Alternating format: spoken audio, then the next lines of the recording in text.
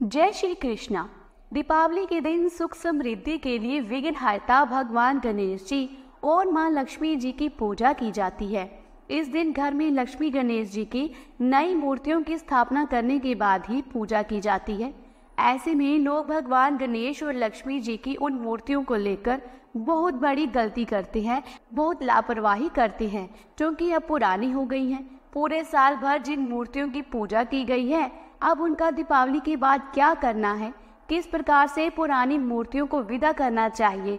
अगर ऐसा नहीं किया जाए तो वर्ष भर की गई पूजा का कोई भी शुभ फल प्राप्त नहीं होगा, बल्कि दुर्भाग्य भी आ सकता है। दीपावली के दिन पूजा करने से अपार धन संपत्ति, यश और प्रतिष्ठा की प्राप्ति होती है, परंतु दीपावली की पूजा के बाद यदि दीपावली की सामग्री का विसर्जन ठीक से ना किया जाए तो ये सारी चीजें जीवन से दूर भी हो सकती हैं।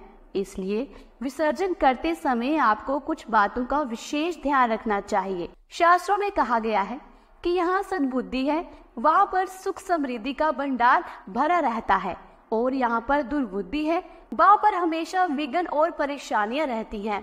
इसलिए आपको पूरे विधि विधान से दीपावली की पूजा सामग्री का विसर्जन करना चाहिए। दीपावली की पूजा तो आप बड़ी ही खुशियों से करते हैं, बहुत धूमधाम से करते हैं, बड़ी ही श्रद्धा के साथ करते हैं। तो अब बारी है दीपावली पूजन के विसर्जन की। पूजा में प्रयोग की गई जो भी पूजन सामग्री है, जैसे कि अक्षत, पान सुपारी, इलायची, खीर पताशे, अगर आपके पास बच गए हो तो मिट्टी के जो दीपक आपने जलाए हैं, भगवान गणेश जी और मां लक्ष्मी जी को जो भी आपने पूजन सामग्री अर्पित की हुई होती है, उसका आपको क्या करना है। अगर आपने कोडी, शंख, गोमती चक्र या फिर आपने कमल गट्टे मां लक्ष्मी जी को अर्पित किए हुए हैं, तो अब उनका क्या करना है। अगर आपने धन की पोटली बनाई है और अगर अभी तक आपने इसका इस्तेमाल नहीं किया है, तो आपको तब क्या करना है। जल से भरा हुआ कलश यदि आपने चौकी पर रखा हुआ है, तो अब उसका क्या करना है। कब और किस मुहूर्त में आपको विसर्जन करना चाहिए, और विसर्जन करने से पहले आपको किन मंत्रों का जाप करना चाहिए, किस प्रकार से देवी देवताओं का जो विसर्जन मंत्र है उसका आपको जाप करना है। ये सारी बातें आज हम जानेंगे इस वीडियो में। तो वीडियो बड़ा ही महत्वपूर्ण होने वाला है, इसलिए वीडियो को पूरा जरूर देखिएगा। और अगर वीडियो अच्छी लगे तो वीडियो को लाइक करें और शेयर करें, और साथ ही ऐसे धार्मिक बड़ी वीडियोस को देखने के लिए हमारे चैनल को सब्सक्राइब करके बेल आइकन के बटन को जरूर प्रेस कीजिएगा, क्योंकि आपके सहयोग से ही हमें ऐसी धार्मिक बड़ी वीडियोस बनाने के लिए प्रोत्साहन मिलता है। देखिए, बहुत सारे लोग दिवाली के दिन नई मूर्तियां खरीद कर लाते हैं और पुरानी मूर्तियों का दीपावली की पूजा के बाद विसर्जन कर देते हैं। अगर हर साल आप भी ऐसा करते हैं तो आपको पूरे विधि विधान से विसर्जन करना चाहिए। अगर आप विसर्जन नहीं करना चाहते, आपने दीपावली पर कोई भी नई मूर्ति नहीं खरीदी है, आपके पास पहले से ही धातु की बड़ी मूर्ति है, तो आप उन्हीं मूर्तियों का विधि विधान से हर दिन नियम अनुसार जिस प्रकार आप डेली पूजा करते हैं उस प्रकार से पूजन कर सकते हैं। चौकी पर से उठाकर वापस मंदिर में आपने जहाँ पर भी मूर्तियां पहले से स्थापित की हुई थी, वापस से उसी स्थान पर आपको मूर्तियां रखनी चाहिए।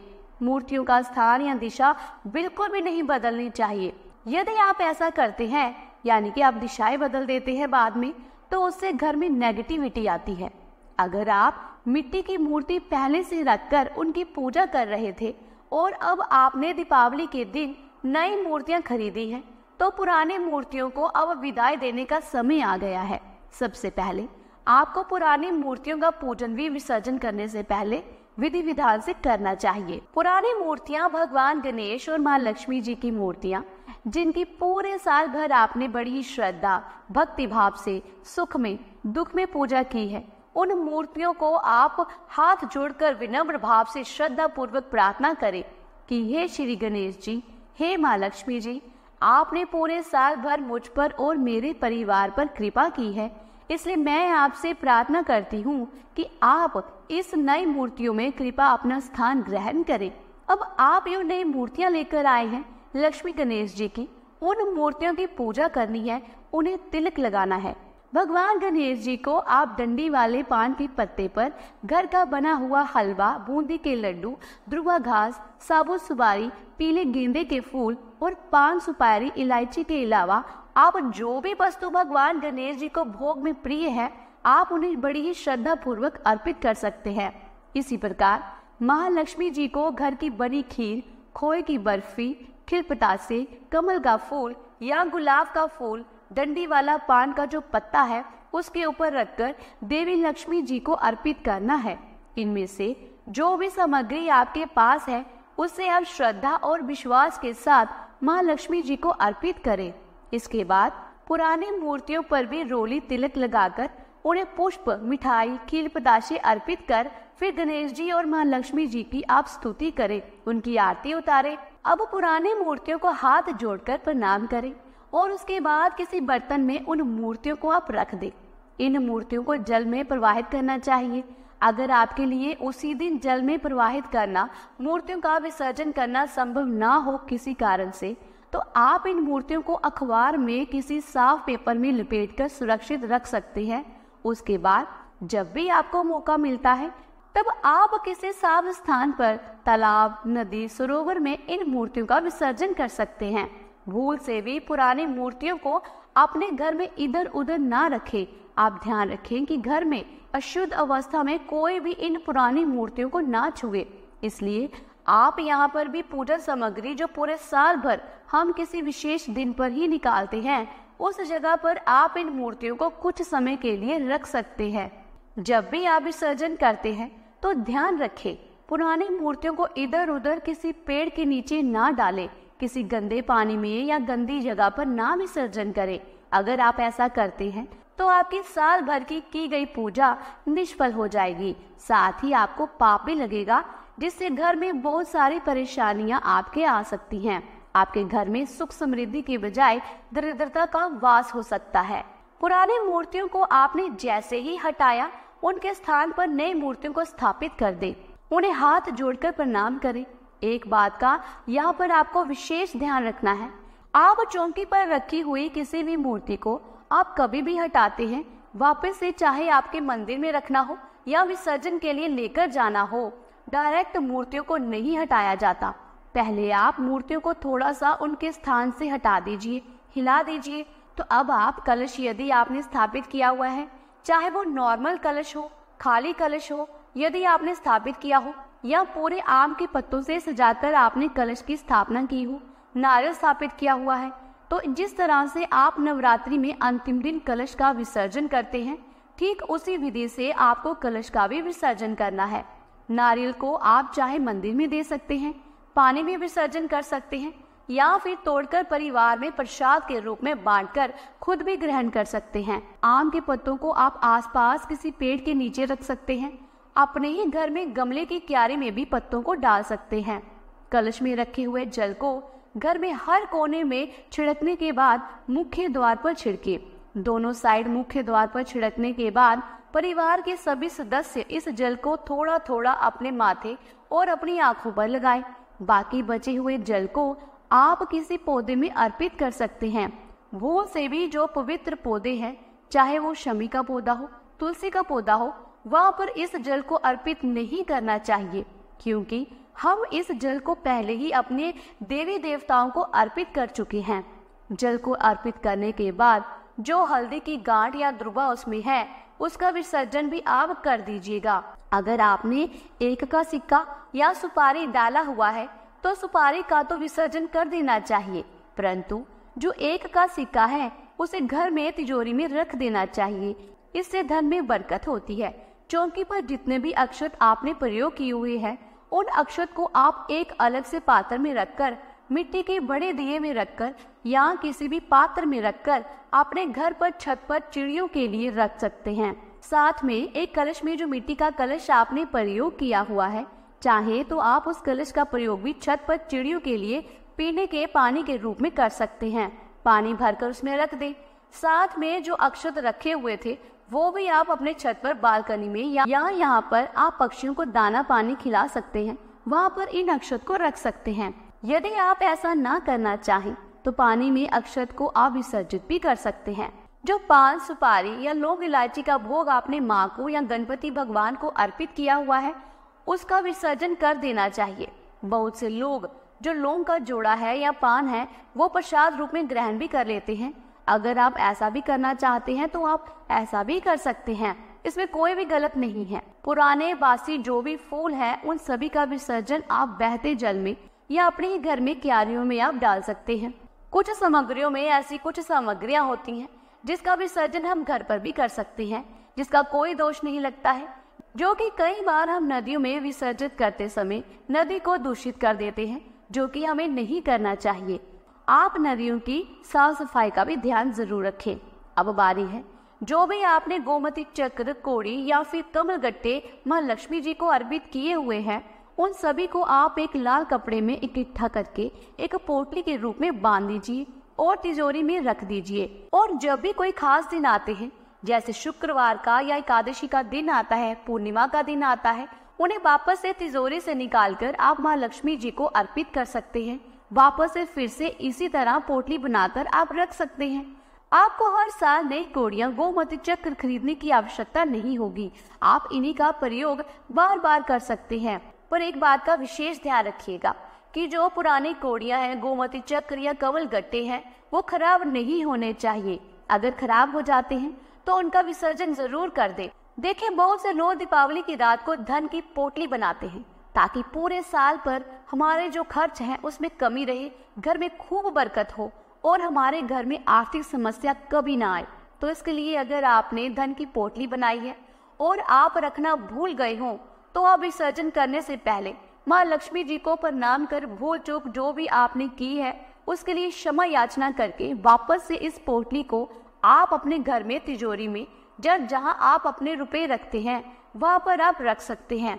मन में विश्वास जरूर रखें कि आप जिस भी सामग्री को तिजोरी में रख रहे हैं उसका शुभ फल आपको जरूर प्राप्त होगा।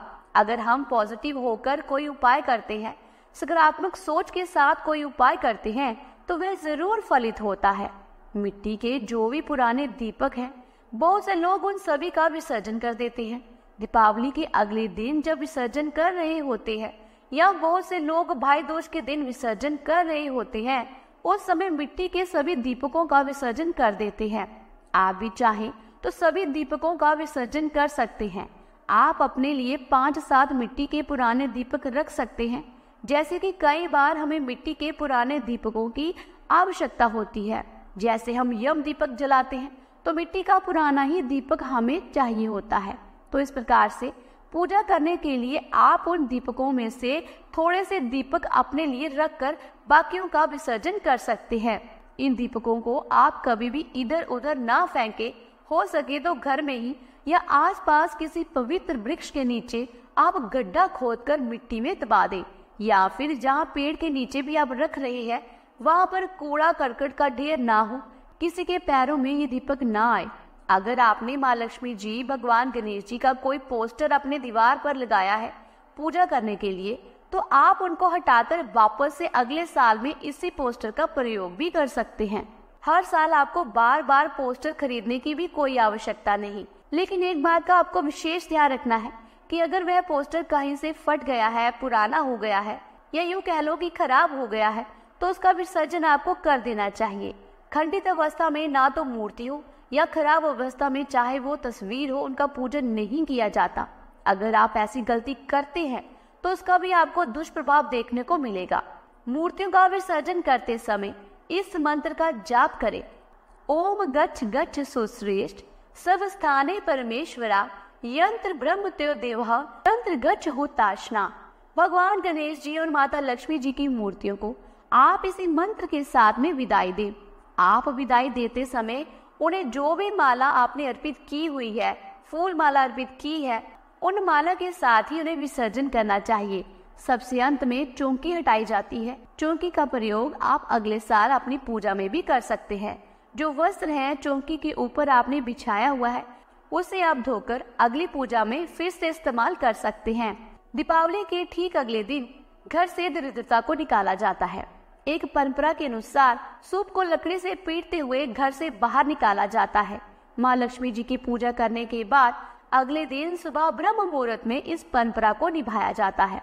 इस परंपरा के अनुसार जो घर की महिलाएं होती हैं वो पुराने सूप यानी छाछ जिससे हम सूप में कोई भी दाल वगैरह फटकते हैं, उस सूप को एक लकड़ी से पीटते हैं, घर से बाहर ले जाते हैं। उससे पहले इस सूप को लकड़ी के साथ ही पीटते हैं, घर के सभी कोनों में घुमाया जाता है। सूप को लकड़ी से पीटते समय कहा जाता है, दरिद्र बाहर हो और लक्ष्मी जी अंदर हो। लगातार इन बातों को दोहराते रहते हैं और इस प्रकार से सूप को बाहर किसी चौराहे पर ले जाकर जला दिया जाता है। कहीं कहीं पर जो सूप को पीटने वाली लकड़ी है उसको भी सूप के साथ ही जला दिया जाता है। ऐसी मान्यता है कि ऐसे करने से घर की सारी नेगेटिविटी, सारी दरिद्रता, सारी अशुभ शक्तियां उसे सूप के साथ बाहर चली जाती हैं और अग्नि में जलकर भस्म हो जाती हैं। और इसके बाद माँ लक्ष्मी जी के साथ घर में सुख, शांति और समृद्धि का प्रवेश होता है। देखिए, बहुत से लोग दीपावली की पूजा जो चौकी है वो अगले दिन सुबह सूर्योदय के बाद हटा देते हैं, तो कुछ लोग भाई दूज की पूजा करने के बाद उस चौकी को हटाते हैं। आपके घर में जिस भी नियम का पालन किया जाता है, आप भी उस नियम का पालन करते हुए वह चौकी हटा सकते हैं।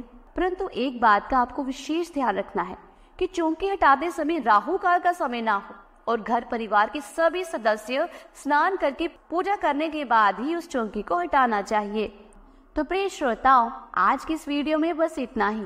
उम्मीद करती हूँ कि आपको ये वीडियो अच्छी लगी होगी। अगर वीडियो अच्छी लगी है तो वीडियो को लाइक करें, शेयर करें और ऐसी ही धामी भरी वीडियोस को देखने के लिए हमारे चैनल को सब्सक्राइब करके बेल आइकन के बटन को जरूर प्रेस कीजिएगा, क्योंकि आपके सहयोग से ही हमें ऐसी धामी भरी वीडियोस बनाने के लिए प्रोत्साहन मिलता है।